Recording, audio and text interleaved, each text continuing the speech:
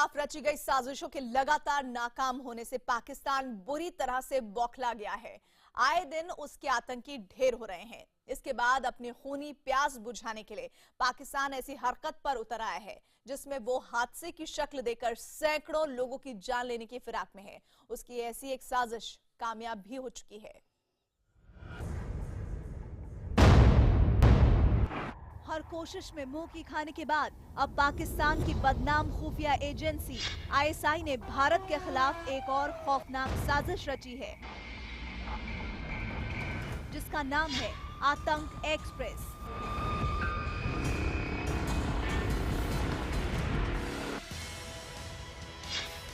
पाकिस्तान की इस नई साजिश का मकसद है सैकड़ों बेगुनाहों को एक ही झटके में मौत की नींद सुला देना। उसकी कोशिश है कि उसके एक हमले से चारों ओर चीख पुकार मच जाए। उसका मकसद है लाखों दिलों में दहशत हो जाए।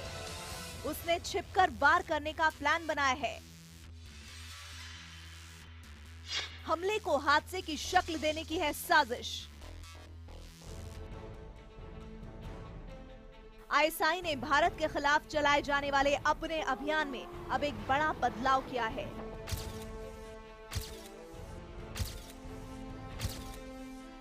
वो अब बिना हथियार और गोला बारूद के ही भारत में खून की होली खेलने का ख्वाब देख रहा है।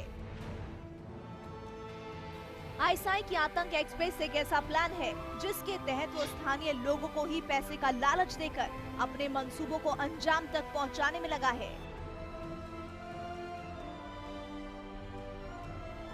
अपनी इस साजिश में आईएसआई को एक कामयाबी भी मिल चुकी है, लेकिन अब उसकी इस चाल का भंडाफोड़ हो चुका है। आईएसआई के इस प्लान में निशाने पर भारतीय रेल है। वो एक ही झटके में सैकड़ों रेल मुसाफिरों को मौत की नींद सुलाने की कोशिश कर रहा है। कानपुर के पास पुखराया में 20 नवंबर को हुए रेल हादसे की जांच में पाकिस्तान की साजिश का पर्दाफाश हुआ है, क्योंकि ये हादसा नहीं बल्कि आतंकी साजिश थी।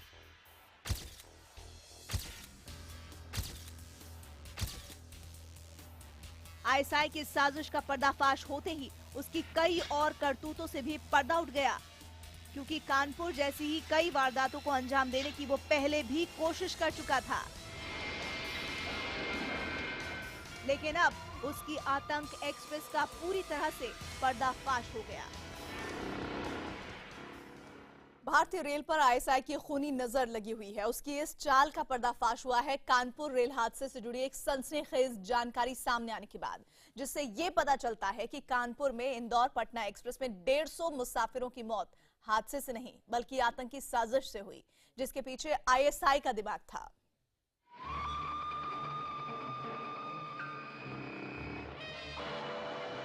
हर रोज करोड़ों मुसाफिरों को उनकी मंजिल तक पहुंचाने वाली भारतीय रेल पर खूनी नजर लगी हुई है।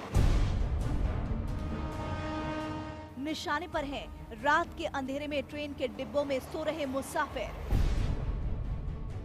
साजिश है कि हादसे की शक्ल देकर बड़े हमलों को अंजाम दिया जाए। ये साजिश है पाकिस्तान की बदनाम खुफिया एजेंसी आईएसआई की, जिसका अब पर्दाफाश हो चुका है।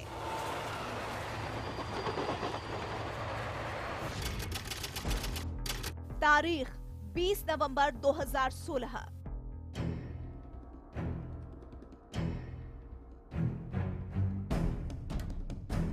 ये वो तारीख है जब सुबह होते ही देश के सामने भयानक तस्वीर आई। ये कानपुर के पास पुखराया में इंदौर पटना एक्सप्रेस हादसे की तस्वीर है, जिसके 14 डिब्बे पटरी से उतर गए। इस हादसे में 150 से ज्यादा लोगों की जान गई।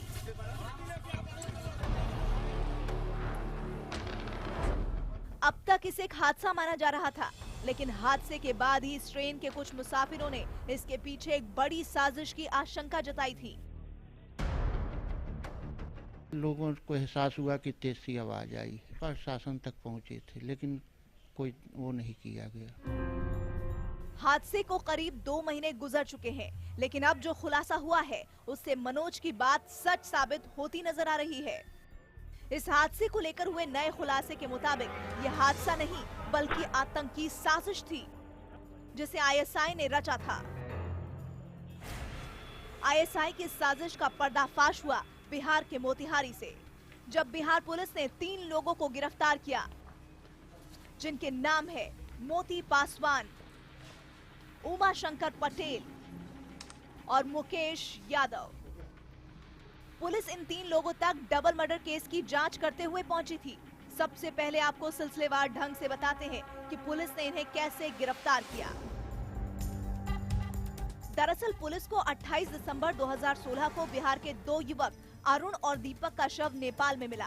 पुलिस को पूर्वी चंपारण के घोड़ा सहन में रेलवे ट्रैक उड़ाने की कोशिश करने के मामले में इन दोनों की तलाश थी, लेकिन इनका शव मिलने के बाद पुलिस ने इनके हत्यारों की तलाश शुरू कर दी तो मोती पासवान और उसके दोनों साथी पुलिस के हाथ लगे। इन लोगों ने कबूल किया कि अरुण और दीपक की हत्या इसीलिए की गई क्योंकि वो दोनों घोड़ा सहन में रेलवे ट्रैक उड़ाने में नाकाम रहे, लेकिन इसके एवज में जो पैसे लिए थे वो वापस नहीं किए। इसके बाद पूछताछ में इन्होंने बताया कि ये कानपुर रेल हादसे में शामिल हैं। उमा शंकर पटेल और इस पूरे ग्रुप को 3 लाख रुपया ये घटना को करने के लिए दिया गया था, जिसके द्वारा इन लोगों के द्वारा एक्सप्लोजिव प्रोक्योर करके बम बनाकर वहां पर प्लांट किया गया था। जो अरुण और दीपक राम जिनको ड्यूटी दी गई थी, उन दोनों की हत्या जो है इन लोगों के द्वारा सिर्फ इसलिए कर दिया है क्योंकि उनके द्वारा जो उस समय जो ट्रैक उड़ाने में लोग विफल रहे। मोती पासवान से पूछताछ में रेल हादसों में आईएसआई का कनेक्शन भी सामने आ गया, क्योंकि मोती पासवान को आईएसआई के एजेंट से पैसा मिलता था। मोती ने कबूला कि वो नेपाल में आईएसआई एजेंट शम्स के संपर्क में था, उसी ने इस काम के लिए पैसे दिए थे। शम्स नेपाल का नागरिक है जो दुबई में ही ज्यादा वक्त बिताता है और वो आईएसआई के सीधे संपर्क में रहता है। जो ब्रज किशोरगिरी है, इसका संपर्क जो है नेपाल और दुबई और अन्य स्थानों से भी होने के बाद जानकारी हम लोग को प्राप्त हुई है। खुफिया एजेंसियों के मुताबिक भारतीय रेल के खिलाफ रची गई साजिश को आईएसआई दुबई के जरिए अंजाम तक पहुंचा रही है। हम आपको बताते हैं कि इस साजिश के तार कहां-कहां जुड़े हैं। इस साजिश को अंजाम तक पहुंचाने के लिए सबसे पहले इस्लामाबाद से आईएसआई ने दुबई में बैठे एजेंट से संपर्क किया। इसके बाद दुबई के एजेंट ने नेपाल में रहने वाले शमशुल होद्दा नाम के एक व्यापारी से संपर्क साधा। शमशुल ने फिर नेपाल के कुछ लोगों से बात की और फिर बिहार के कुछ लोगों को रेलवे ट्रैक उड़ाने के लिए तैयार करने को कहा और इसके लिए पैसे दिए। इस तरह रेल हादसे को अंजाम दिया गया। इस मामले में पुलिस ने अब तक 6 लोगों को गिरफ्तार किया है, जिसमें 3 लोगों की गिरफ्तारी नेपाल से की गई है। लेकिन इस पर्दाफाश के बाद रेलवे में हलचल मच गई है। गृह मंत्रालय ने पूरे मामले पर आईबी, एनआईए और रॉ से रिपोर्ट मांग ली है। फिर कोलैबोरेट करेंगे, फिर उसके ऊपर में और जांच पड़ताल करेंगे, तब हम डेफिनेट रूप से कह सकते हैं कि कौन लोग इसमें शामिल हैं और कहां से इसका योजना हुआ है। भारतीय रेल को डीरेल करने की आईएसआई की इस बड़ी साजिश के सामने आने के बाद अब एनआईए मामले की जांच में जुट गई है। इसके लिए एनआईए की एक टीम मोतिहारी जा रही है। वहीं इस पर्दाफाश के बाद हाल के दिनों में हुए सभी बड़े हादसों की नए सिरे से जांच शुरू कर दी गई है। वो हम लोग सभी मुद्दों को हमने तो कहा आप सभी देखिए। एक तो उस दिन हमने देखा कि कुछ लोगों ने कुछ हादसा करने की कोशिश की थी, लकीली हमको पता चला, तो उसके लिए एक अलग से टीम इन्वेस्टिगेट कर रही है। हमने उनको कहा है जो अभी टेक्निकल टीम गए, टेक्निकल जो भी इन बिंदु हो सकते हैं, जिसमें क्या भी कमी हो सकती है, कोई भी जिम्मेदार हो सकता है, उसके ऊपर आप देखिए पूरी की पूरी। नेपाल का आईएसआई एजेंट शम्स काफी समय से भारतीय खुफिया एजेंसियों के रडार पर है, लेकिन वो इस खौफनाक साजिश का तार मुंबई से भी जोड़ रहा है, जहां एक ऐसा शख्स सामने आया है जिसने ये कबूल किया है कि उसे रेल ट्रैक उड़ाने की ट्रेनिंग दी गई। और इसी के साथ ही यहाँ पर रुकेंगे एक ब्रेक के लिए। ब्रेक के बाद आपको दिखाएंगे किस तरह ट्रक और रेल अब आतंक का नया हथियार बनते जा रहे हैं और क्यों आतंकी इनका इस्तेमाल कर रहे हैं। देखते रहिए कच्चा चिट्ठा।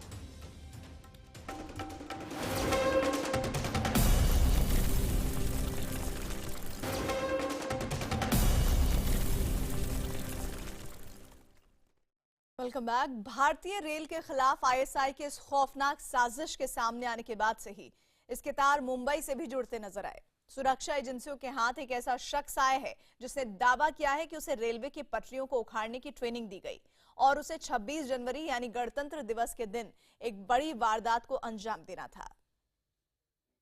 ये इलाहाबाद के और बनारस के बीच में होने वाला है। 26 तारीख को लोग बोल रहे हैं।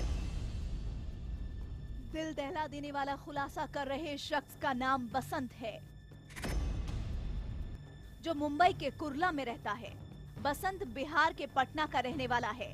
बसंत का कहना है कि उसे रेल की पटरियों के फिश प्लेट हटाने की ट्रेनिंग दी गई थी और ये ट्रेनिंग उसे वाराणसी के पास दी गई।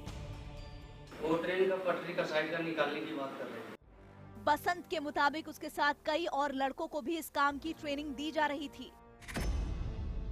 उन्हें 26 जनवरी को इलाहाबाद से वाराणसी के बीच एक बड़े रेल हादसे को अंजाम देना था, जिसके लिए उन्हें 70,000 रुपए मिलने वाले थे। 8-9 लड़के जमा करके उन लोगों को बताया जा रहा था कि तुम लोग ऐसा करोगे तो हम लोग पैसा देंगे। कितना? हाँ, 70-80 हजार। यह है सुभाष गुप्ता। बसंत के बारे में रेलवे को सबसे पहले सुभाष गुप्ता ने ही जानकारी दी थी। उन्होंने बताया कि ये शख्स उनके पास काम के सिलसिले में आया था, जिसने उन्हें बताया कि वो वाराणसी में फिश प्लेट उखाड़ने की 2 दिन की ट्रेनिंग लेकर भाग आया था। मेरे जो आरपीएफ के जो मित्र थे, वो जो इंटेलिजेंस ब्यूरो में काम करते हैं, उनको भी मैंने कॉल किया और जब सीनियर डीएसपी को मैंने 2 बार कॉल किया, उन्होंने उठाया नहीं। तीसरी बार उन्होंने सामने से कॉल किया और उन्होंने कहा कि सर मैं आईजी के पास हूँ, बहुत अर्जेंट है। वाला सर वेरी अर्जेंट है। उनको शॉर्टली बताया कि इस तरह का व्यक्ति है और वो बता रहा है कि उसको ट्रेनिंग दी है किस तरह से गाड़ी को डिरेलमेंट किया जाए। सुभाष की जानकारी के आधार पर बसंत से सुरक्षा एजेंसियों ने पूछताछ की। हालांकि रेलवे का कहना है कि ये शख्स मानसिक तौर पर बीमार है, लेकिन सुभाष गुप्ता का दावा है कि रेलवे खुद को बचाने के लिए बसंत को पागल बता रही है। इनकी बातों से मैं बिल्कुल भी सहमत नहीं हूँ और इसलिए सहमत नहीं हूँ कि अभी जो बातें सब आ रही है, जिस प्रकार से घटना हो, जिस प्रकार अरेस्ट हुआ है, तो वो तो ऐसा है कि इस तरह का मुझे लगता है कि ये सब बातें करना माने कि अपने काम को झाड़ने वाली, अपनी चमड़ी चोरी करने वाली बातें होगी। रेलवे भले ही बसंत को मानसिक रोगी बता रही हो, लेकिन उसके बयान के आधार पर एक अलर्ट जरूर जारी किया गया है, जिसमें साफ लिखा है कि कुछ युवकों को वाराणसी के पास फिश प्लेट उखाड़ने की ट्रेनिंग दी गई थी। जौनपुर के रहने वाले वसंत ने एटीएन के सामने जो खुलासे किए हैं वो काफी ज्यादा चौंकाने वाले हैं। वसंत के मुताबिक उसने 8 लोगों के साथ लगातार 2 दिनों तक यूपी और बिहार के सुनसान जगहों पर पटरी उड़ाने की बाकायदा ट्रेनिंग ले रखी है।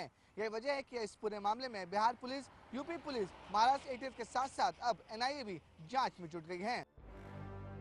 बसंत के दावे और मोतिहारी में हुई गिरफ्तारी के बाद ये साफ हो गया है कि आईएसआई ने भारतीय रेल के खिलाफ एक बड़ी साजिश रची है, जिसे अंजाम तक पहुंचाने के लिए एक बड़ा अभियान भी चल रहा था। यानी अब तक जो गिरफ्तारियां हुई हैं, इसके अलावा भी इस साजिश से जुड़े कई और नाम हो सकते हैं, जिनका खुलासा होना अभी बाकी है। और आईएसआई के आतंक एक्सप्रेस का पर्दाफाश होने के बाद अब दुनिया के सामने आतंक का नया चेहरा और नया तरीका सामने आ रहा है, जिसमें बड़ी बड़ी वारदातों को अंजाम देने के लिए न तो हथियार का इस्तेमाल होता है, न ही गोला बारूद का। भारत में जहां आईएसआई की रेल हादसा कराने की साजिश बेनकाब हुई, वहीं यूरोप में ट्रक को आतंकी हथियार के तौर पर इस्तेमाल कर रहे हैं।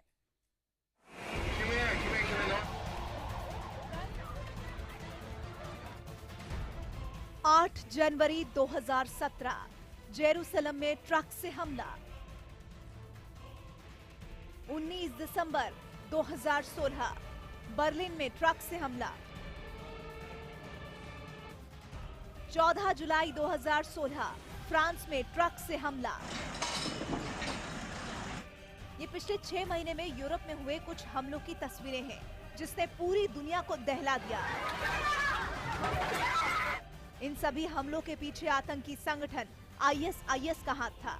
ये हमले अब दुनिया के लिए नया सिरदर्द हैं, क्योंकि आतंकी इन हमलों में न तो हथियार का इस्तेमाल करते हैं और न ही किसी तरह का गोला बारूद का इस्तेमाल होता है।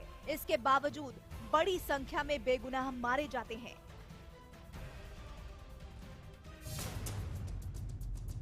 आईएसआईएस के इस खौफनाक तरीके में थोड़ा बहुत बदलाव करके ही आईएसआई ने इन तरीकों को भारत के खिलाफ अपनाया है। आईएसआईएस के आतंकी जहां बिना गोला बारूद लिए सिर्फ एक बड़ा ट्रक लेकर बेगुनाहों को रौंद रहे हैं, वहीं पाकिस्तान की आईएसआई रेल की पटरियों को उखाड़कर हादसे की शक्ल में हमला कर रही है। जानकारों का मानना है कि इस तरह आईएसआई को वारदातों को अंजाम देने में आसानी हो गई है, साथ ही पकड़े जाने का भी डर नहीं रहता। जैसे कि ये हादसे में आपने देखा 150 लोगों की जान गई, उतने परिवार बर्बाद हो गए, बहुत बड़े पैमाने पर माल का नुकसान हुआ और देश की इकोनॉमी का इसके ऊपर बड़ा असर होता है। और 2 ब्लास्ट हुए दोनों कानपुर में। आईएसआई ने यह भी ध्यान में रखा है कि यूपी जो है उसमें बड़ी महत्वपूर्ण इलेक्शन होने जा रही है। आतंकियों के खिलाफ दुनिया भर में अब सुरक्षा एजेंसियां काफी सतर्क हो चुकी हैं। हथियार या गोला बारूद के साथ किसी भी जगह तक आतंकियों का पहुंचना अब मुश्किल होता है। यही वजह है कि अब आतंकियों ने ट्रक और रेल को ही हथियार के तौर पर इस्तेमाल करने का नया तरीका निकाला है। आईएसआईएस के इसी तरीके को आईएसआई अब भारत के खिलाफ इस्तेमाल कर रही है। आईएसआई अपने इस नए तरीके से भारत में बड़ी तबाही की साजिश रच रही है। यही वजह है कि इस साजिश को अंजाम तक पहुंचाने के लिए उसने नेपाल को अपना अड्डा बनाया है, ताकि पकड़े जाने का खतरा कम रहे।